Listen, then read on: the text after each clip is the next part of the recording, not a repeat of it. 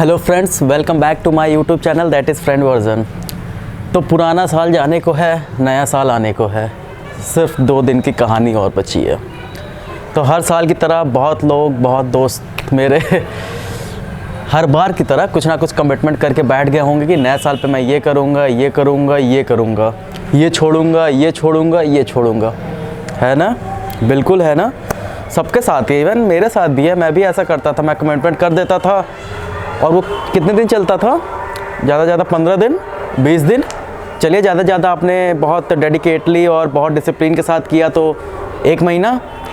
उसके बाद वो मोटिवेशन और सारी कमिटमेंट ख़त्म हो जाती थी। जो छोड़ना था वो शुरू हो जाता था और जो करना था वो छूट जाता था।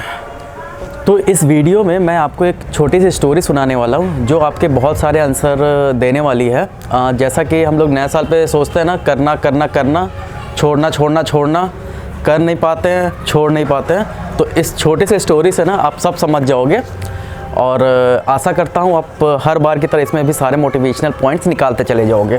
तो चलिए हम शुरू करते हैं अपनी इस छोटी सी मोटिवेशनल स्टोरी के साथ। स्टोरी में एक किसान रहता है जिसके पास बहुत सारा खेत रहता है और उसे कुछ मज़दूर चाहिए रहते हैं अपने उसके खेत में काम करने के लिए।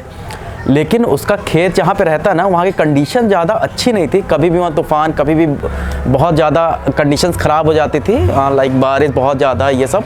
तो उसने क्या किया, एक दिन अखबार में इश्तिहार दिया कि मुझे कुछ मज़दूर चाहिए अपने खेत में काम करने के लिए।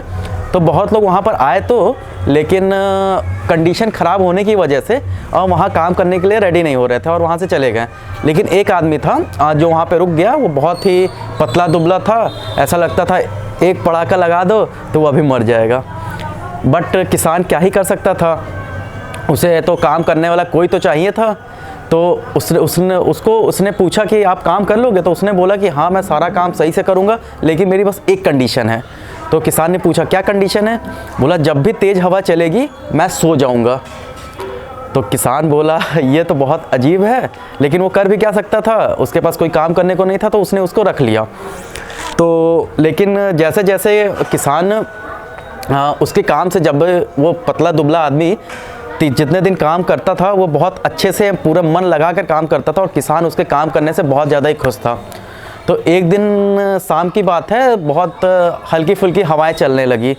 तो किसान देखकर, उसे पहले का भी तजुर्बा था वहाँ का एटमॉस्फेयर का, तो समझ गया कि अब तूफ़ान आने वाला है।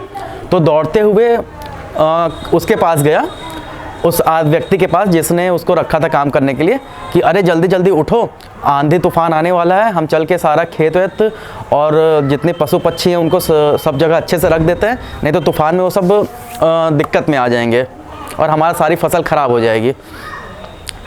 तो वो जो व्यक्ति था वो पलटा, वो लेटा हुआ था, बोला नहीं सर, मैंने आपको बोला था ना कि जब भी आंधी चलेगी, हवा चलेगी, मैं सो जाऊँगा, मैं काम नहीं करता।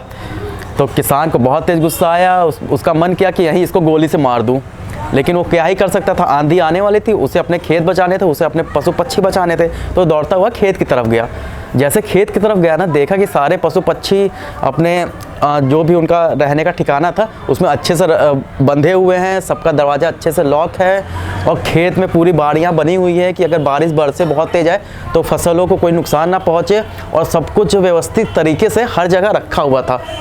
अब किसान समझ गया था इसका कहने का मतलब क्या था, जब आंधी चले तो मैं सो जाऊंगा। तो आप समझे इसका मतलब, आंधी चले तो मैं सो जाऊंगा।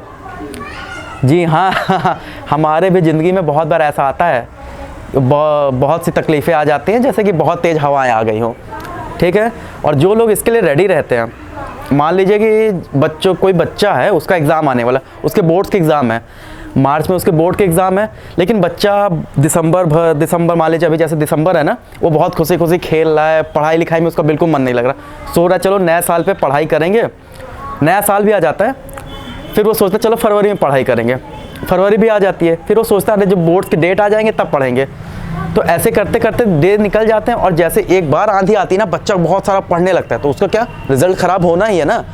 तो हम इंसान ही ऐसा क्या करते हैं ना, हम चीज़ों को टालते जाते हैं कि ठीक है बाद में करेंगे, अब कर लेंगे, और एक दिन वो तेज़ आंधी आ जाती है, सब कुछ तबाह करके चली जाती है। तो क्यों ना हम पहले से ही इस आंधी के लिए तैयार रहें, और जब आंधी आए हम भी कह सकें कि हाँ जब आंधी आएगी तो मैं आराम से सोऊंगा, चिल करूँगा, बिल्कुल इस पतले दुबले इंसान की तरह। तो आप समझ गए मेरी बात, मैं क्या कहना चाह रहा था। तो क्यों ना हम नए साल का इंतज़ार क्यों करें, जब हमें पता है ये चीज़ हमारे लिए, हमें हमारी बॉडी के लिए अच्छा है या हमारे लिए अच्छा है, और जो चीज़ नुकसान कर रही है हमारी बॉडी को, हमें नुकसान करे, वो चीज़ क्यों नहीं अभी छोड़ते हैं और क्यों ना नई चीज़ स्टार्ट करते हैं। हम नए साल का वेट क्यों करें। तो आप समझ गए ना मेरी बात। चलिए तो फिर ठीक है, तो नए साल पे अच्छे से एंजॉय करिए और मेरी मोटिवेशनल वीडियोस ऐसे ही देखते रहिए, और हम फ्रेंड वर्जन चैनल को सपोर्ट करिए। हम इसी तरह एक से एक मोटिवेशनल स्टोरी आप तक लाते रहेंगे। चलिए तो मैं इसी के साथ कहता हूँ आपको अलविदा, फिर मिलेंगे नेक्स्ट वीडियो में इस फ्रेंड वर्जन चैनल पे।